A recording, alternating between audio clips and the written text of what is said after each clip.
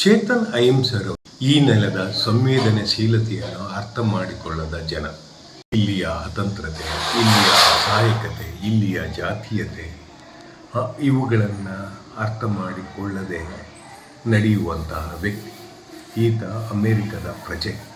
ಈತನ ತಂದೆ ತಾಯಿಗಳು ಗೌರವಾನ್ವಿತರಾಗಿದ್ದರೂ ಕೂಡ ಆ ಕಾಲಘಟ್ಟದಲ್ಲಿ ಎಲ್ಲಿಯ ವೈದ್ಯಕೀಯ ನೆರವು ಸಿಗದೇ ಇರುವ ಆ ಸಂದರ್ಭದಲ್ಲಿ, ಎಲ್ಲಿ ಮುಟ್ಟಿಸಿಕೊಳ್ಳುವ ಅಂದರೆ ಅವಮಾನ ಎಂದುಕೊಳ್ಳುತ್ತಿದ್ದ ಜಗತ್ತಿನಲ್ಲಿ ಸೇವೆಯನ್ನು ಮಾಡದೆ ಈ ದೇಶದ ಸಂಪತ್ತನ್ನು ಬಳಸಿಕೊಂಡು ವೈದ್ಯರಾಗಿ ಅಮೆರಿಕದಲ್ಲಿ ನೆಲೆ ನಿಂತವರು. ಇವನು ಕೂಡ ಅಲ್ಲೇ ಬೆಳೆದಂಥವನು. ಹಾಗಾಗಿ ಸೌಜನ್ಯ, ವಿಚಾರವಂತಿಕೆ ಇತ್ಯಾದಿಗಳು ಈತನ ರೂಢಿಸಿಕೊಳ್ಳಿಲ್ಲ. ಯಾಕೆ ಅಂತ ಹೇಳಿದರೆ, ಅಮೆರಿಕದ F-15 ಫೈಲಲ್ಲಿ ಟ್ರಂಪ್ ವಿರುದ್ಧ ಒಂದೇ ಒಂದು ಮಾತನ್ನು ಈತ ಆಡುತ್ತಿಲ್ಲ. ಅಲ್ಲಿಯ ಜನ 2.5 ಲಕ್ಷ ಹಣವನ್ನು ಕೊಟ್ಟು ಅಲ್ಲಿಯ ಸರ್ಕಾರ ಭಾರತೀಯರನ್ನು ಭಾರಿ ಕೀಳಾಗಿ ವರ್ತಿಸುತ್ತಾ ಹೊರಗಡೆ ಚೈನು ಸರಪಳಿ ಹಾಕಿ ಹೊರಗಟ್ಟಿದ್ದಾಗಲೂ ಕೂಡ ಮಾನವೀಯತೆಯ ಮಮಕಾರವನ್ನು ಈತ ತೋರಲಿಲ್ಲ. ಇಲ್ಲಿ ಮಾತ್ರ ಇಲ್ಲಿಯ ನೆಲವನ್ನು, ಇಲ್ಲಿಯ ಬದುಕನ್ನು, ಇಲ್ಲಿಯ ನೀರನ್ನು ಕುಡಿದು ಡಾಕ್ಟರ್ ರಾಜ್ಕುಮಾರ್ ಅವರ ಬಗ್ಗೆ ಮಾತನಾಡಿದ ಮಾತು ನಮ್ಮಂತಹ ಜನರಿಗೆ ತಪ್ಪಲಿತನವನ್ನು, ಆತಂಕವನ್ನು ಸೃಷ್ಟಿಸ್ತಾನೆ. ಜಗತ್ತಿನಾದ್ಯಂತ ಇರತಕ್ಕಂಥ ಎಲ್ಲ ಹೀರೋಗಳು, ಎಲ್ಲ ದೇಶದ ಘನತೆವೆತ್ತ ವ್ಯಕ್ತಿಗಳಿಗೆ ಜಾಗ ಕೊಟ್ಟಿರಬೇಕಾದದ್ದನ್ನು ಪ್ರಶ್ನಿಸದೆ ಡಾಕ್ಟರ್ ರಾಜ್ಕುಮಾರ್ ಅವರ ಬಗ್ಗೆ ಪ್ರಶ್ನಿಸುವಂಥದ್ದು ಇಲ್ಲಿಯ ಸಂಸ್ಕಾರವನ್ನು ಈತ ಕೀಳಾಗಿ ಕಾಡ್ತಾ ಇರೋದೇ ಕಾರಣ. ಡಾಕ್ಟರ್ ರಾಜ್ಕುಮಾರ್ ಬದುಕಿದ್ರೆ ಈ ಜಾಗ ಬೇಡ ಅಂತಿದ್ರು. ಬೇಡ ಎನ್ನುವ ಸಂಸ್ಕೃತಿಯಲ್ಲೇ ಬೆಳೆದಂಥವರು ಡಾಕ್ಟರ್ ರಾಜ್ಕುಮಾರ್. ಅವರನ್ನು ಅವಮಾನಿಸಬೇಕಾದದ್ದಿಲ್ಲ. ಬಂಗಾರದ ಮನುಷ್ಯ ಅನ್ನುವ ಒಂದು ಸಣ್ಣ ಮೂವಿ ಲಕ್ಷಾಂತರ ಜನ ರೈತರ ಬದುಕನ್ನು ಹಸನು ಮಾಡಿತು. ದುಃಖ ತಪ್ತ ಸಮಯದಲ್ಲಿ ಭಾಳಷ್ಟು ಬದಲಾವಣೆಯನ್ನು ತಂತು. ಜಾತಿ ತಾರತಮ್ಯದ ಸತ್ಯ ಹರಿಶ್ಚಂದ್ರನ ಹಾಡುಗಳು ಕೂಡ ದೊಡ್ಡದಾಗಿ ಬಿಂಬಿತವಾಗುತ್ತವೆ. ಇಂಥ ಸಂದರ್ಭದಲ್ಲಿ ಕೇವಲ ತನ್ನ ಘನತೆಗಾಗಿ, ತನ್ನ ಹುಚ್ಚು ಪ್ರಚಾರಕ್ಕಾಗಿ ಈ ರೀತಿ ಡಾಕ್ಟರ್ ರಾಜ್ಕುಮಾರ್ ಅವರನ್ನು ಅವಮಾನಿಸಬೇಕಾಗಿಲ್ಲ.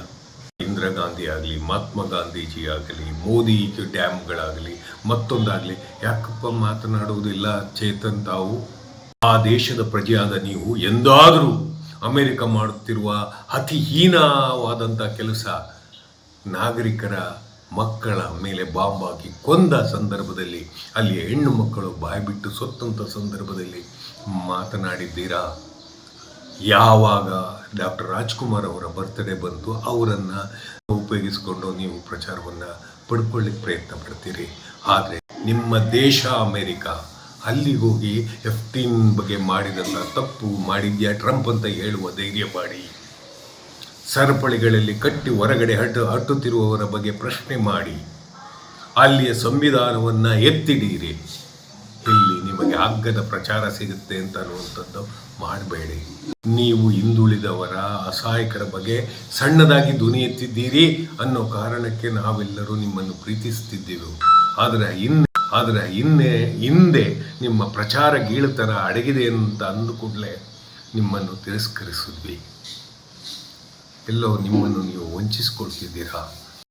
ರಾಜ್ಕುಮಾರ್ ಅಭಿಮಾನಿಗಳ ಸಂಘದ ಗೋವಿಂದರವರು ಮಾತಾಡಿದಾಗ, ನೀವು ಸಭ್ಯತೆಯ ಎಲ್ಲೆ ಮೀರಿ ಮಾತನಾಡಿದಾಗ ರಾಜ್ಕುಮಾರನ್ನು ಎದೆಯಲ್ಲಿ ಸಾಕುವಂಥವರ ಕಡೆಯಿಂದಲೂ ಸಭ್ಯ ಮಾತುಕತೆ ಬರಬೇಕು, ಇಲ್ಲ ಕೋರ್ಟ್ಗೆ ಹೋಗಬೇಕು ಅಂತ ಹೇಳುವಂಥ ಮಾತುಗಳನ್ನ ಆಡ್ತೀರಿ. ನೀವು ಯಾಕೆ ಕೋರ್ಟಿಗೆ ಹೋಗೋದಿಲ್ಲ? F-15 ಫೈಲಿನ ವಿಚಾರದಲ್ಲಿ ಯಾಕೆ ಕೋರ್ಟ್ಗೆ ಹೋಗೋದಿಲ್ಲ? ಅಂತಾರಾಷ್ಟ್ರೀಯ ಕೊಲೆಗಡುಗ ಟ್ರಂಪ್ ಆ ಮಕ್ಕಳನ್ನು ಕೊಂದ ಸಂದರ್ಭದಲ್ಲಿ, ಆ ಮಕ್ಕಳ ಮೇಲೆ ಅತ್ಯಾಚಾರವಾದ ಸಂದರ್ಭದಲ್ಲಿ ನೀವು ಯಾಕೆ ಮಾತಾಡ್ತಿಲ್ಲ? ಅಲ್ಲಿಯ ಜನರು ಮಾತಾಡ್ತಿದ್ದಾರೆ, ಅಲ್ಲಿಯ ಸಿಟಿಜನ್ಸ್ಗಳು ಮಾತಾಡ್ತಿದ್ದಾರೆ. ನೀವು ಮೌನವಾಗಿ ಓಡಿಬಂದು ಇಲ್ಲಿ ಕನ್ನಡದ ನೆಲದಲ್ಲಿ ಸೇರಿಕೊಂಡು ಡಾಕ್ಟರ್ ರಾಜ್ಕುಮಾರ್ ಅವರ ಬಗ್ಗೆ ಮಾತನಾಡುವಂಥದ್ದು ಅಕ್ಷಮ್ಯ. ಸ್ಮೋಕ್ ಮಾಡಿದರೆ ಎಲ್ಲಿ ನನ್ನ ಅಭಿಮಾನಿ ದೇವರುಗಳು ಅಭ್ಯಾಸ ಮಾಡ್ಕೊಬಿಡ್ತಾರೆ ಎನ್ನುವ ನೈತಿಕ ಪ್ರಜ್ಞೆ, ಎಲ್ಲಿ ನನ್ನ ತಂದೆ ತಾಯಿಯನ್ನು, ಬಂಧು ಬಳಗವನ್ನು ನಿಷ್ಠುರವಾಗಿ ಹೀರೋ ಅನ್ನುವಂಥದ್ದನ್ನ ತಲೆಗೇರಿಸ್ಕೊಂಡು ಮಾತಾಡಿಬಿಟ್ರೆ ಎಲ್ಲಿ ಕಳ್ಕೊಬಿಡ್ತೀನಿ ಅನ್ನುವಂಥ ಸೂಕ್ಷ್ಮತೆ, ತಾಯ್ತನ, ತಾಯ್ಕರಳು, ಹೆಂಗರಳು ಇವೆಲ್ಲವನ್ನು ರಾಜ್ಕುಮಾರ್ ರೂಢಿಸ್ಕೊಂಡಿದ್ರು. ಅವ್ರನ್ನೆಲ್ಲವರನ್ನು ಈಗ ಅವಮಾನಿಸ್ತಿದ್ದೀರಿ. ನಿಮ್ಮ ತಂದೆ ತಾಯಿಗೆ ಇವೆ ಸಂದರ್ಭದಲ್ಲಿ ಕೊಟ್ಟಾಗ ಸರ್ಕಾರ ಕೊಟ್ಟಂಥ ಜಾಗ ಅದು.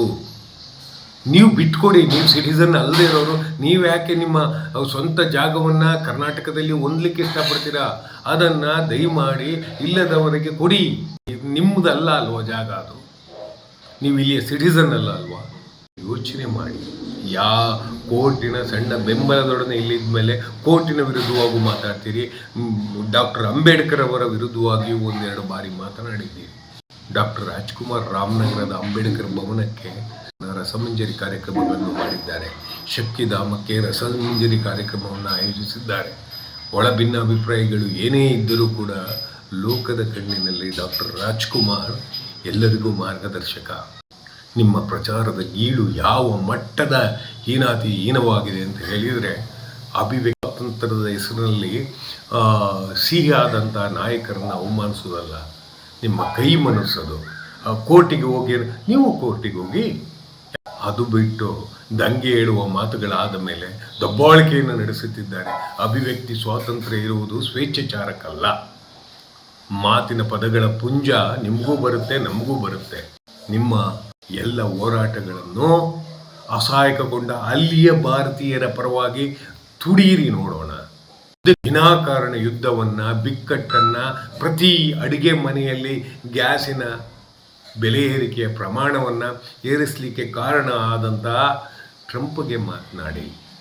ಇಲ್ಲಿಯ ಮೇರು ವ್ಯಕ್ತಿತ್ವದ ಬಗ್ಗೆ, ವಿಚಾರ ವ್ಯಕ್ತಿತ್ವದ ಬಗ್ಗೆ, ಕರ್ನಾಟಕದ ಪ್ರಜ್ಞೆಯ ಬಗ್ಗೆ, ಕರ್ನಾಟಕದ ವಿವೇಕದ ಬಗ್ಗೆ ಅತ್ಯಂತ ಮೃದು ಮಾತಿಂದ ಜಗತ್ತನ್ನು ತಿದ್ದಿದಂತಹ ಅನಕ್ಷರಸ್ಥ 7ನೇ ತರಗತಿ ಓದಿರುವಂತಹ ಅವನು, ನಾನು ಒಬ್ಬ ಅನಕ್ಷರಸ್ಥ, ನೀವೆಲ್ಲ ದೊಡ್ಡವರು ಅನ್ನುವ ಪ್ರೀತಿ ಇಟ್ಟುಕೊಂಡವನ ಬಗ್ಗೆ ನೀವೀಗೆ ಮಾತಾಡಬಾರ್ದಾಗಿತ್ತು. ಪ್ರಜ್ಞೆ ಇಲ್ಲದ ಎಜುಕೇಟೆಡ್ ಬ್ರೂಟ್ ಅಂತ ನಿಮ್ಮನ್ನು ಕರೆದ್ರೆ ಅವಮಾನವೇನು? ಇನ್ನೊಬ್ಬರನ್ನ ಅವಮಾನಿಸುವಂಥದ್ದು ಇಲ್ಲ. ನೀವು ಕೂತ್ಕೋಬೇಕಾಗಿತ್ತು. ಅವರ ಮನೆಯವರಿಗಾಗುವ ದುಃಖವನ್ನು ನೀವು ಗಮನಿಸಿದ್ದೀರಾ? ಅವರ ಮನೆಯವರೆಲ್ಲರೂ ಕೂಡ ನಟರಾಗಿಯೇ ಮುಂದೆ ಬಂದಿದ್ದಾರೆ. ರಾಜನ್ನ ನಾವು ಶಿವರಾಜ್ ಕುಮಾರ್, ಅಪ್ಪು ಅಥವಾ ರಾಘವೇಂದ್ರ ಅಥವಾ ಇನ್ನು ಹೆಣ್ಣು ಮಕ್ಕಳ ತಂದೆ ಅಂತ ನೋಡ್ತಿಲ್ಲ. ಗೌರವಾನ್ವಿತ ನಮ್ಮ ಹಿರಿಯಣ್ಣ ಅನ್ನೋ ರೀತಿಯಲ್ಲಿ ಕರ್ನಾಟಕ ನೋಡುತ್ತೆ. ಭಾಳಷ್ಟು ಜನರು, ಕರ್ನಾಟಕದ ಜನರು ಮಾನವೀಯ ಮಮಕಾರದಿಂದ ನೋಡ್ತಾರೆ. ಈ ಅಂಶವನ್ನು ತಲೆಗಿಟ್ಕೊಳ್ಳಿ. ನಿಮ್ಮ ತಾಯಿ ತಂದೆಯ ಬಗ್ಗೆ ಸಾರಾ ಗೋವಿಂದರವರು ಬಳಸಿದ ಮಾತನ್ನು ನಾನು ಖಂಡಿಸ್ತೇನೆ. ಆದರೆ ರೊಚ್ಚಿಗೇಳುವ ಅನಕ್ಷರಸ್ಥರು ಈ ನಾಡು ನುಡಿಯನ್ನು ಉಳಿಸುವಲ್ಲಿ ನಾರಾಯಣಗೌಡರು ಕೂಡ ದುಡಿದಿದ್ದಾರೆ. ಇಷ್ಟೊತ್ತಿಗೆ ಅವರ ಅಭಿಮಾನಿಗಳು ಯಾವ ಮಟ್ಟದ ರೊಚ್ಚಿಗೆಳ್ತಿದ್ರು ಗೊತ್ತಿಲ್ಲ. ನೀವು ರೊಚ್ಚಿಗೆಳಿಸುವ ಕೆಲಸ ಮಾಡಬೇಡಿ. ವಿನಯವನ್ನು, ಅಂತಃಕರಣವನ್ನು, ಕಾರುಣ್ಯವನ್ನು ಬಿಂಬಿಸುವುದನ್ನು ಕಲಿಯಿರಿ.